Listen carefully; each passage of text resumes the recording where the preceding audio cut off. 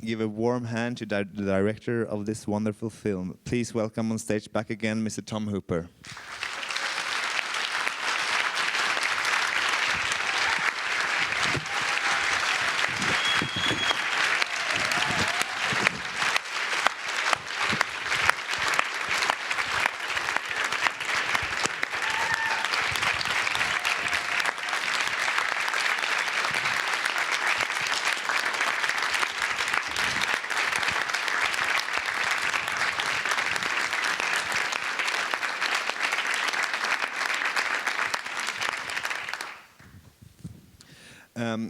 There will be, I will quite soon open up for questions from the audience, so please think about the questions that you might want to pose.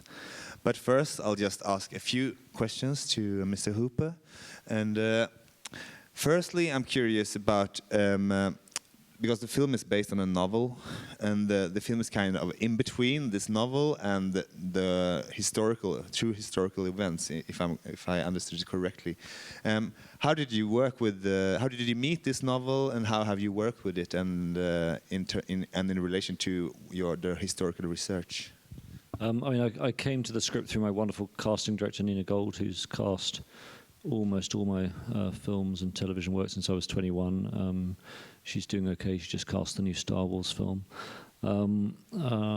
And she said, I know of one great unmade script by Lucinda Coxon, and so my starting point was falling in love with this extraordinary piece of writing that Lucinda did, and then I read the novel that David Ebershoff wrote. And what's kind of interesting about the history of this film is, if I compare it to, say, I don't know, making John Adams, which was my mini-series about the history of the American Revolution, we had as our base a brilliant biography by David McCullough, which was a masterwork and incredibly well researched. So one was starting from a point of real knowledge and insight, and on this we were starting from the rather interesting place of people whose lives and biographies had been neglected by history. So there isn't an official biography of Lily Elbe or Gerner Vader. There isn't any biography of either of them. We have Man into Woman, which is mentioned in the credits, which is very inspiring. But I now know from the research we've done, was not wholly written by Lily. There were the editor also co-wrote it, and after her death there was other hands that touched it. So it gives an insight, but it's not completely authoritative. And David Ebershoff, when he wrote the novel in the 1990s, there was even less information. So I suppose the journey of this is David being inspired by a true story, writing a novel that's highly fictionalized, Lucinda making it more real based on her research, and then me commissioning new research in Copenhagen and bringing it even close to the real story. But there are still elements of the structure of David's work of fiction that remain. Probably most significant is the compression of time, because in reality, Gerda painted Lily over a number of years, and we probably created a compressed time frame for it to work as a movie. But I did the same thing on the King's Speech. I mean, in the King's Speech, the King met Lionel Logue for probably, actually I think it was coming on to 10 or 11 years, and I compressed that into what felt like 18 months, because it's very difficult with a movie not to obey some kind of dramatic unity of time to make it work. So it's an interesting mix of the fictional and the real. But what's fascinating with this story is that new information keeps getting uncovered. So when I went to the gallery in Aachen, this extraordinary display of over 170 works, there were a number of works. I mean, 30, 40 paintings I'd never seen because no one's ever had a record of them until now. And so of course my sense of them changed in that exhibition.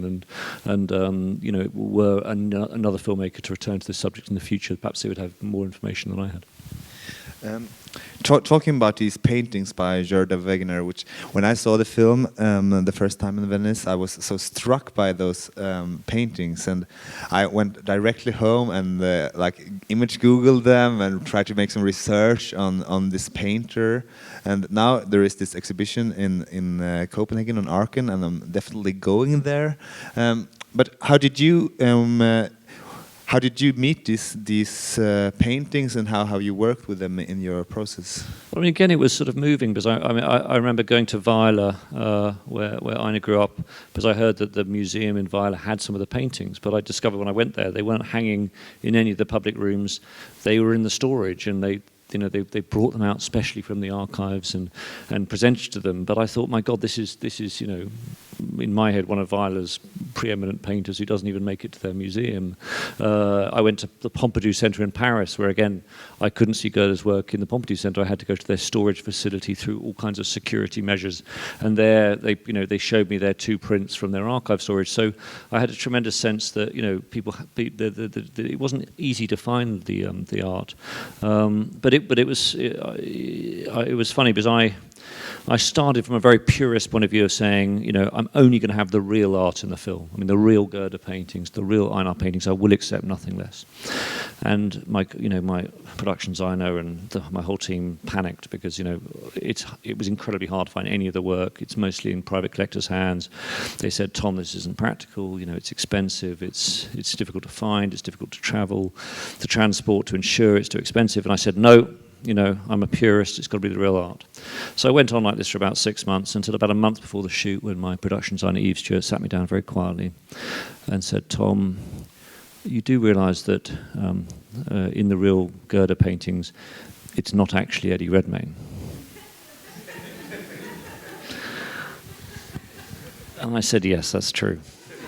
I apologise, I've just wasted 5 months of everyone's time, and now we had a month left to make all the art, and we tried various shortcuts to do it very quickly, like sort of, enlarging photocopies, painting them over the top, image mapping Eddie Redmayne into paintings. It all looked shit. And do you know how we solved it in the end? We solved it by having Susie, our wonderful portrait painter, getting Eddie to pose as Lily for real, and she painted the paintings as life, from life in the old-fashioned way, and that's how we got it right. You just said that the history of these characters are not very well known because there have been, of course, heavily discrimination against transgender people.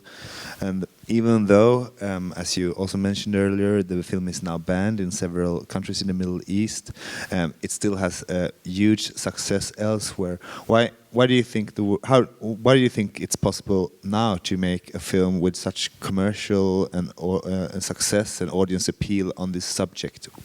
I think there's a big change even in the 7 years I've been involved, and I would say a big change even in the last 2 years. I remember 2 days after shooting the film, the shooting had ended, I was doing a photo shoot with the great Annie Leibovitz for Vogue of Eddie and Alicia, and Annie took me aside and said, guess what, I'm going to tell you a secret. I said, what? She goes, don't tell anyone. I said, I won't. She goes, do you remember Bruce Jenner? I said, yes. Well, I've been asked to photograph Bruce as Caitlyn Jenner, and that was the first I knew that this cultural phenomenon was going to happen, which was going to completely change the landscape for the movie. But it was after I shot it.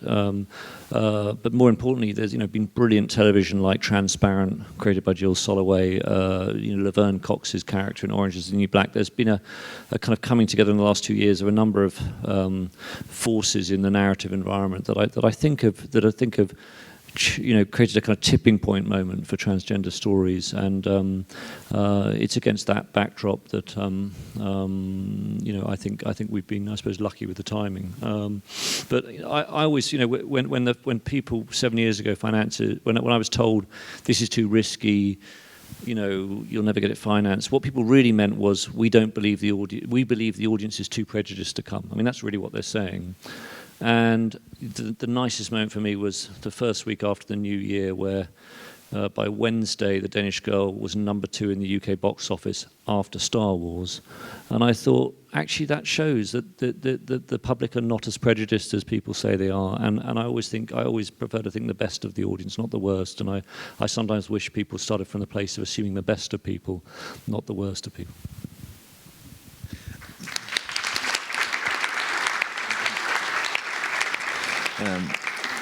That's a comment that gives hope for us as a film festival and for filmmakers as well, I think. And many of your films, like this one, and also other of your films, as Les Miserables and King's Speech, John Adams, Damn United, are They are all set in the past, and I read that you really don't like labels like period drama or costume drama, etc. But I'm also curious that what is it about it that what is it about a certain period of time and certain like historical figures that attract you? It's simply how I deal with the lack of good scripts. It's so hard to find great writing, and the great thing about all the projects you've mentioned is they have these great central characters with unique voices, and their voices exist. I mean, you can go somewhere to hear their voice. I mean, in the King's Speech, we had this extraordinary discovery of Lionel Logue's diaries in a filing cabinet in the attic of his great nephew in North London, and there was Lionel Logue's language, and you could hear it in your ear, and you could get a sense of him. And with Damned United, Brian Clough, this football manager, is legendary for his extraordinary turn of phrase. So part of it is me. I love very character-driven drama, and I gravitate towards material where the central characters are very fully realised, and often, characters from history give the writer that voice at the moment of writing it, which is exciting. But also, I suppose, I enjoy being in some kind of dialogue with the culture, and in this case, making a film about a transgender subject has put me in a very active dialogue with the culture at the moment.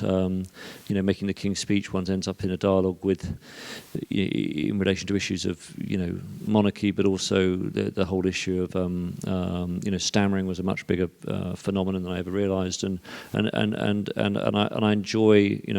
Sometimes it's hard to know what the issue is of right now, and sometimes by picking these subjects, I'm although they're not set now, they're in a dialogue with the present. Before we open up for the audience, I just want to ask you one more question, and as I tried to formulate earlier, I think you are really a master of creating different kind of emotions for the audience, and I think the audience response here tonight is also a proof of this. And as opposed to maybe some kind of ascetic modernism or something, you work very in a great way with creating emotions, leading the audience in different directions, and I'm curious, how do you work with this? Does this come naturally, or is it like a trial and error that you make the editing of a scene and then you reinvent it? And how do you work with this leading, creating emotions for the audience? I mean, I suppose it's about following my heart to some extent, and I find it hard to direct a film unless I'm very connected to it emotionally. But what's interesting about the last three films is I've realised in retrospect, and it's funny how you don't see the themes at the time, but in retrospect, there is a linking theme between all three, which is that all of us have blocks between us and the best version of ourselves, or the true version of ourselves. That could be shyness or insecurity. It could be, more severe things like anxiety, depression, addiction. It could be stammering, like in the King's Speech. In the Danish Girl, I can't imagine a more profound block that a human being can experience than to not identify with the gender they're assigned at birth. But I think, and if you look at Jean Valjean in Les Mis, this is a man who's been brutalized by 20 years in a penal colony and has become brutal in mind and emotion. And yet what links all the films is that the way through the block, or the way to overcome this block and find your true self or your best self, is really, if you're lucky enough to have close contact with love. And with the King's Speech, it was the love of the speech therapist. In Jean Valjean, it was the forgiving love of the priest who forgives Valjean, and he remakes himself in the instance of that forgiveness in this one burning incandescent moment of committing his life to forgiveness and faith. And in the Danish Girl, it's the love of Gerda, that extraordinary unconditional love that you've just looked at. And I think at the moment, in my work, and maybe I'm going to go on a new departure, but I'm preoccupied by this idea that, if you want to arrive at your best self or your true self, the best chance you have is if you are truly loved and truly seen by the person closest to you. And as a filmmaker, do you feel that you have are you your best self and your true self already, or do you still have to overcome this block? I don't know. I mean, perhaps part of why the theme resonates is as a director, you're constantly living in fear that you're going to have failed to be your best self as a filmmaker. I mean, you're in the editing room, you're constantly aware of the scenes where you feel you didn't quite live up to what you wanted to, the scenes that work, and you're living with a sense of where you feel you failed, where you feel you've succeeded in a very acute way, and it's the same when you're shooting. When something's not working, it's incredibly painful. So that kind of act of communication to the audience of giving you the best of me is, I suppose, is very central to the directing process, and the fear that you're failing to is also very central. Thank you. Do we have questions in the audience? Please raise your hand. Yes, here in the corner. Yes, thank you for the movie. I really enjoyed it. I wonder if you casted transgender woman for the part of Lily, and if you have, what made you decide to choose a man for the part? It's certainly something I've thought a lot about. I mean, all I can say is when I first read that script 7 years ago, when I closed my eyes, I imagined Eddie, and I had an existing working relationship with him. I directed him in Elizabeth I for HBO when he was 22 years old, and to this day I remember this extraordinary scene where he was sentenced to death for rebelling against Queen Helen Mirren, and he had this emotional rawness and a kind of fragility and a vulnerability which was extraordinary, particularly given a lot of English actors are in some kind of dialogue with their own reserve. I mean, they're even a little bit emotionally repressed. I won't mention any names like Colin Firth. But Eddie had this extraordinary, and then on top of that, he had this sort of, he had this body of work of playing the women's roles. So he played the girls' parts at school plays. His first time was cast professionally was to play Viola in Twelfth Night for Mark Rylance. So the combination of that sort of fragility he had and the fact he was drawn to the feminine made me fascinated to cast him, because I sort of believe that gender is on a spectrum and we all have different levels of male and female, and I slightly reject this notion of the gender binary. So there was that. There was the consideration that in this film the transition happens quite late, and for the majority of the film Lily presents as a man, so that influenced me. We did reach out into the trans community in London, in Copenhagen, where we were shooting, and we did audition some great people. In fact, there were a couple of trans people in the film who play cisgender roles, and we had a number of extras in Brussels and Copenhagen and London. And what I felt I learned from that outreach into the community was that I don't feel at all that the industry gives trans actors the same equality of opportunity as a cisgender actor, and it's so far apart. I mean, even the number of trans actors I could find in London spoke to that differential, and I worry that a teenager who's trans, who dreams of being an actor, doesn't have the same confidence they could pursue the dream. Because frankly, even a cisgender teenager might well be told by the parents, "Forget it, you're mad. It's the most hardest thing to be in the world as an actor." So there's plenty of discouragement anyway, and I hope that the industry as a whole over the next few years progresses to allow these other voices to be heard, both in front of the camera and also behind the camera. Thank you. Other questions? Please. Don't be shy. Yeah, there, at your back.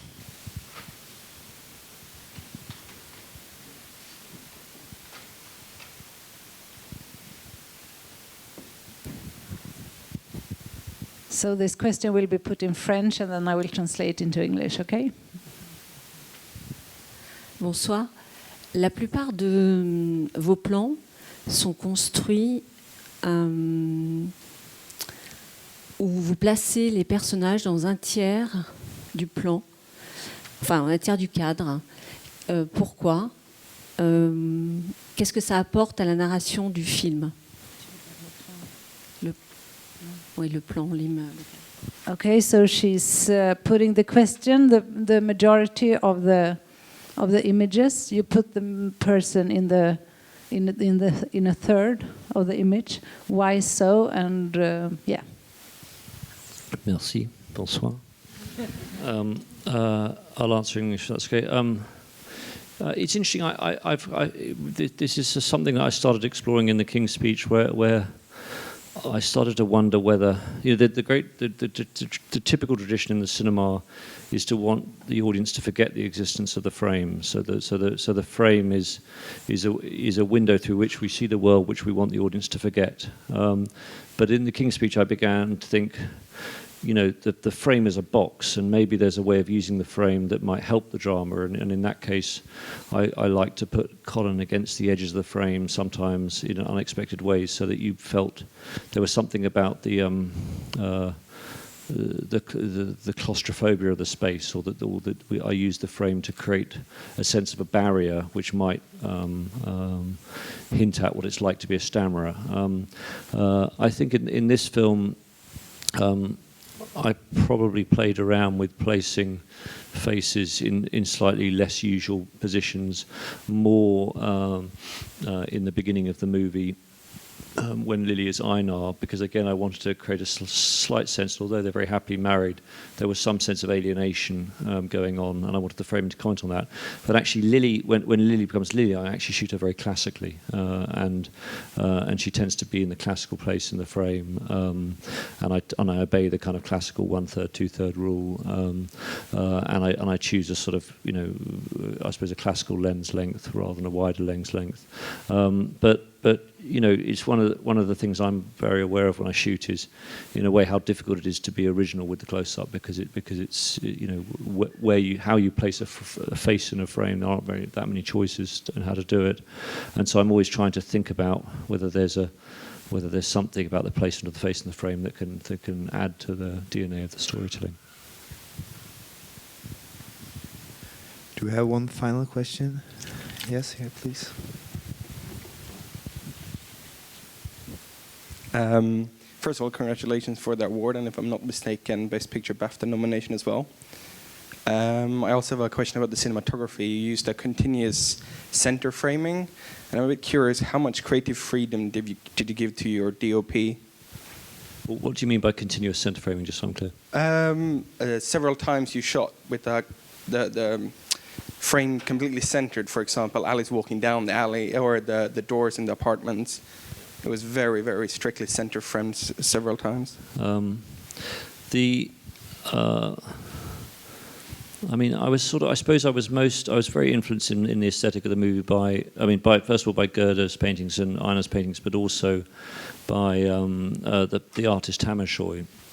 And I think Hammershoy is very aware of the symmetry of rooms and the symmetry of spaces, and there's a sense of balance and poise in the way he places his imaginary camera as an artist.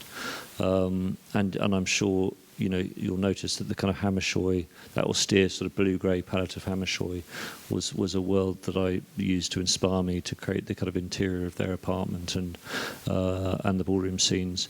And I suppose, it's interesting, some of these decisions are instinctive, so I'm slightly working out what the answer is, but some of these decisions are instinctive. But if I look at Einar's paintings of landscapes, they're often quite square on, and I suppose the playing with the theme of symmetry, of being perfectly centered, perfectly balanced, with being off the symmetrical line, maybe spoke to me of the thematics of that pursuit of wanting to find your own symmetric line, of wanting to be on your own center line, or whether you're off your center line, and to make the audience conscious that there was a sort of true line of perspective, or a center line, and a place that deviated from it, or was in dialogue to it, was maybe a way of creating that sort of sense of tension between between being settled and unsettled. Thank you. Thank you. And just let me end this with telling you about the sentiment of the city right now. We are all very upset because of the nomination for Alicia Vikander for Best Supporting Role and not for Best Role in Best Leading Role. How upset are you about this?